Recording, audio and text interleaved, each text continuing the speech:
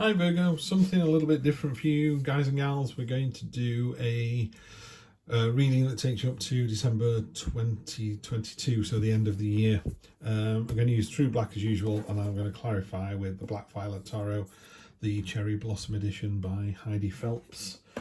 Beautiful, beautiful deck, really good, really loving that. So it's a little bit different the way I do it as well. So we go out to the corners. And this is interesting. This is really interesting. Wow, wow, wow, wow, wow, wow. Yeah, okay. Wow, impressive. I always shuffle the deck. I do it off camera, mainly because these cards are so thick. They're really quite tough to shuffle. It's quite ungainly. I do give them all a good shuffle because I'm using the same deck for all the signs. And some of the cards come up over and over again, but you've only actually got one that's come up this time, the one in the middle. Okay, and the Tower is the energy on the bottom. That's interesting, Virgo. You've been having some really good reads off me in the last couple of weeks. I've been really good. I think the one that's coming out next week is just fabulous. So, yeah, really good. Anyway, I kind of read these. So if you think about it, it's going this way towards the future. There is future that way. So we go off like that. Again, this is kind of the current situation. This is future. This is the past. I tend to read a bit more intuitively than that. So I'm just going to go column by column. And we'll talk about that, and then we'll clarify with these beautiful cherry blossom cards. So in the first column, you've got the Two of Cups, the Three of Pentacles, and the Two of Wands. So 2, 3, 2. That's really good. Two of Cups is the soulmate card. If it was a business reading, this is the end of hostilities. It's two people or two teams really coming together, you know, really working well together. If it's more of a personal relationship, it's two peas in a pod, it's soulmates, it's beautiful. You've got some real kind of gold going on down here, making the L. And then you've got this full stop of the red, the death card. Don't be worried, nothing to worry about there, people. So yeah, you've got the two, which is the soulmate, two peas in a pod, end of hostilities, going really, really well, and again quite early in the whole process, because you know 2s, 3s, 4s are just all starting, whereas 10s more sort of the end of the situation. The Three of Pentacles, that just came up for Aquarius, I think, but it's come up a couple of times in these. One is dropping seeds, one's dropping water onto this oak tree sapling, and one is putting dirt on the ground. And it's about long-term planning and synergy and doing something together. So again, if you're in a partnership or you're in teams, it's really feeding off each other. That synergy, you know, the idea that 2 + 2 make 5, you know, it's that real. By working together, we get more than we would working apart. And same in a relationship. And the other thing is, oak trees are about knowledge. So it's about, you know, you're learning something about this as well. And importantly, oak trees are incredibly slow growing. So you're planting something under whose shade you will never sit, you know, and the sun comes out in England. So that, yeah, interesting, right on there as well. So the sun comes out in England. Where was I? Yeah. So the oak tree, you plant it, you're not going to sit in the shade of an oak tree. Your children aren't. Your grandchildren might. Your great grandchildren will. So it's that real longevity, that kind of planning for the future. You know, for a better planet and a better world, which ties in really nicely with this. This Two of Wands in another reading is a man on a parapet with one tree, one planted in the ground, the other in his hand, and in his other hand he's holding the world. And it could mean something really simple, like you've got the world ahead of you, you've got the whole world in your hands, time to go off and do it. Conversely, it can also talk about, you think you've got the whole world in your hands, you think you're at the top of the tree, you think you've done as much as you can ever possibly do. It's warning you, not warning you, it's saying you haven't, there's more to this. You know, if you have a great day on Monday and go, that was the best day I've ever had in my entire life, you don't jump off a bridge and go, that was it. You go, I wonder if I'll ever have such a great day again. Of course you will. It just moves on and on and on. It's interesting to see this line coming down here onto the Tower card. This is the first time the sun's come out today, so it's impacting on this a little bit. I always kind of look out for these little signs and things. So you'd like me to talk about the Tower next. Okay. The Tower card, again, in this deck, because I'm reading this deck, not this one or this one, it talks about something being really cathartic and it all breaking, it all falling apart, and it all being, you know, it's like living under a dormant volcano and farming there for generations, and then the volcano explodes and no one saw it coming. You know, you lived in the shadow of a volcano because the ground was so fertile, but there is a risk involved. This is what this talks about. There's this whole kind of, what did you think was going to happen? You know, if you're in a relationship with someone who's very volatile and short-tempered, what do you think is going to happen? You know, and people always go, oh, I can change that person. Can you? Because they can't change themselves, and they've got more power in that than you have. So there's a real kind of cathartic energy under here. So we'll drill into that as we do the wider reading. But it doesn't look like it's having that much of an impact in a bad way. It looks like it's really positive. In fact, it's really, really positive. So I would say here, there's a planning phase. It could be that something's happened, something's, you know, the job's not going. I know what it would be. You're in a new job and they promised it would be this, this, and this, and it's not going quite the way you thought. So you're just laying the seeds for maybe I'm going to try and work it out. I'm going to try and work with other people. I'm going to get the synergy, but I'm just keeping one eye on the future, because if it doesn't work out, now it could be that you turn all this around. You know, the Tower can also be a very positive card, because what it does is it goes, you know what, you were building this tower, this edifice, and the foundations were great, but you were building it without a door, so you couldn't get out. So you ended up higher and higher and higher in this beautiful tower, living a great life, but you weren't engaged with anybody. So it flattens it. The universe goes, no, we're not having any of that. But it clears the way for a new start. And using your experience, you can go, okay, I can now build on this, literally build on this foundation. And then in the middle, we've got the Fool. Oh, it's great to see the Fool. Love, love, love the Fool. The Six of Swords and the Ace of Pentacles next to the Two of Wands. You know, I mean, really powerful stuff here. So moving into the, you know, a few months ahead or a few weeks ahead after what's gone on here, you go, do you know what? I'm going to jump in with this new adventure. So if it was a partnership, a relationship, you know, you've done things synergistically together, everything's going swimmingly, but you think there's more, or you think the foundation's not right, the Fool encourages you to jump in with both feet. You know, go on the adventure, trust your instincts. You know, this is going to be fine. This card in this reading really feels to me like it's the card of burden. There's some very small boats down at the bottom here, really hard to see. So it puts those swords into perspective. Those swords are your burdens. Sorry, they're the way you see the things that burden you in life. You see them as enormous, massive, can't get rid of them, covered in rust and dust, not going to do me any good. So it's like, well, sail away from them then. Just literally get in the boat and leave them, you know.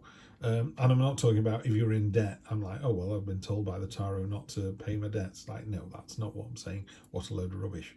You know, what it's talking about is take ownership of the things you can control. And if you can't control it, you go, I cannot pay this debt. Then go and see somebody and get help, get it sorted. So it's not a burden anymore. It's being dealt with. Yeah. The Fool in a more traditional Rider-Waite has got a pack on his back with a little knapsack. Some people say in there he's got everything he needs for his journey. I sometimes read it as, actually, that knapsack is filled with his burdens, of which there are hardly any, and they're small. So I appreciate that everybody carries some kind of baggage with them. That's what they call it, you know. So maybe you're carrying your baggage from your previous job to your new job, but you know, that was your old job. You need to leave that behind, and that's what this is doing here. You're getting in the boat with everything you own, and you're leaving it all behind and sailing to a new land, a new destination, a new way of thinking and living, which is brilliant, because you end up right here on the Ace, which is fantastic. This particular Ace, you know, mountains are about either obstacles or achievements, depending where you are on them. You're on top of the mountain. You have overcome this obstacle. You have achieved what you wanted to achieve. I love the honesty of the Pentacles. The Ace of Pentacles talks about rolling your sleeves up and really getting on with it, really doing the work. It's not being a garden designer, of which I love. I have no problem with garden designers, but theirs is about the imagination stuff, you know, the Knight of Cups and that kind of, let me think about how this is going to work. The Ace of Pentacles is like, bugger that, I'm just going to dig it over and get some seeds in the ground. You know, it's about doing something. And then that garden designer comes back in 2 months and goes, oh, love what you've done with your garden while you're waiting for me to turn up. You know, it's that kind of energy, real grafter, real roll your sleeves up. So love to see that. So jump in with both feet, control your burdens, control what you can control, and what you can't control, go and get help over it. You know, get it all sorted, get the right stuff in the right size box. Sometimes we can think, woe is me, this is horrendous, this is terrible. You go and talk to somebody about it, go, well, why don't we turn it into, £10 a month instead of £150 a month and work on that. And you go, brilliant, solved, move on. This last row, great to see this as well. Queen of Wands, very attractive energy. Really, it's a really magnetic energy. Have you ever walked in a room and felt yourself drawn to somebody? That's you. You're drawing people towards you with your enthusiasm, laughter, looks, just the energy that people radiate out. I was talking to someone in a Zoom call the other day. I had to send her a message, and I just said, "You're so lovely to talk to. You just generate so much happy energy." It was just, I mean, it was just a business conversation, but she was just, it was like the Ready Brek commercial. She was pumping out happy energy. It was like, oh, it's great. Kind of bask in it. It felt like being out in the sunshine. Lovely. So that's a little shout out to Catherine there.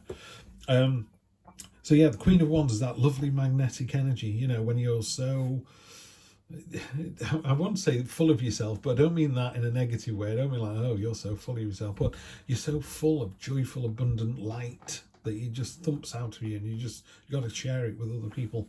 Or a really funny joke that you know your mates are going to laugh their heads off at. You can't wait to share it with them, so you're already smiling. I'm smiling as I'm saying this, you know. Then you come down to the King of Pentacles, the entrepreneur card. So there's some nice entrepreneurship going on as well here. This one, very definitely. Entrepreneurship card. He's got again the hammer, so it's all about him doing the work. It's the entrepreneur card. It's about having the ideas and having the drive to get those ideas moving as well, moving forwards. Stamina and tenacity are indicated by the antlers. Tenacious is a great word. Someone who is really tenacious, you know, grabbing the bull by the horns, grabbing the rag, you know, red rag to a bull. It's like, come on, I'm going to do this. I'm not going to stop. Real drive and enthusiasm. So really good. I mean, this just gets better and better as it moves along into the end of the year. And then there's the death card, which basically just means moving from one thing into another. It could mean a death, but you know, somebody somewhere, yeah, we're all going to experience death.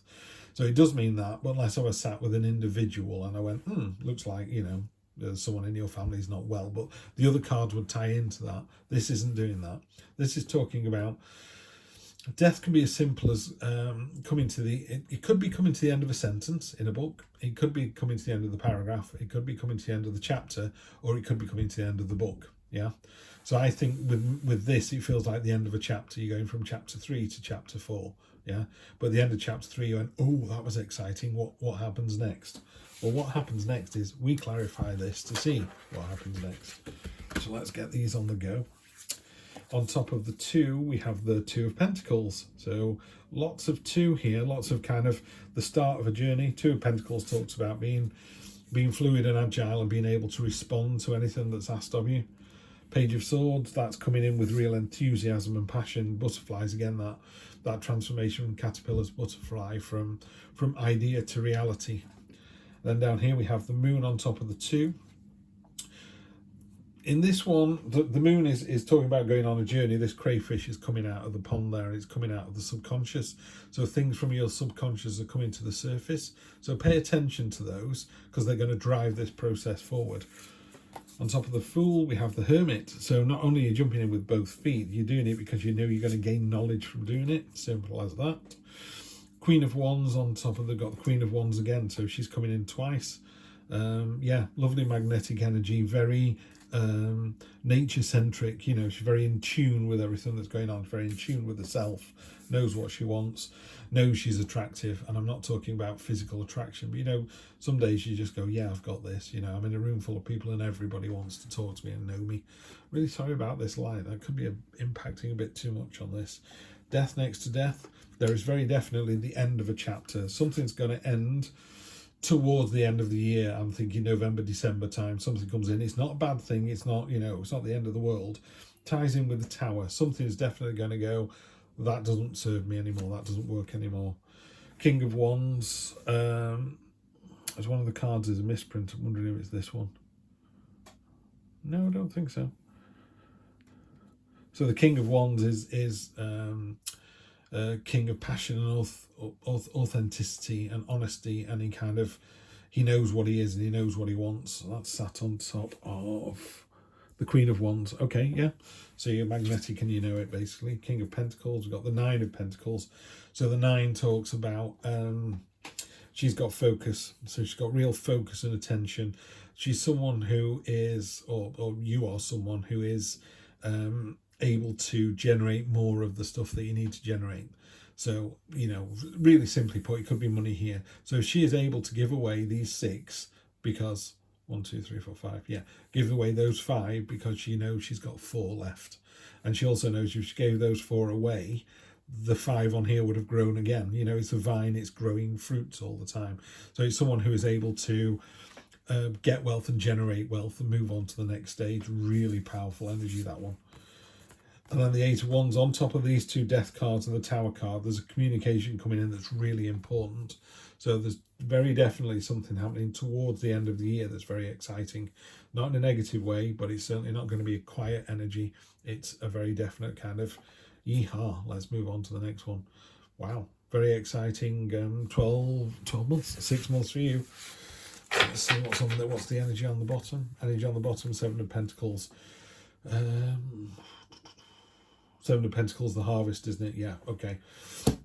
So very similar to the 9. This one is, in a more traditional reading, it's the farmer with the hoe leaning against the bush that's got all the pentacles on it. And it's like, you've done really well.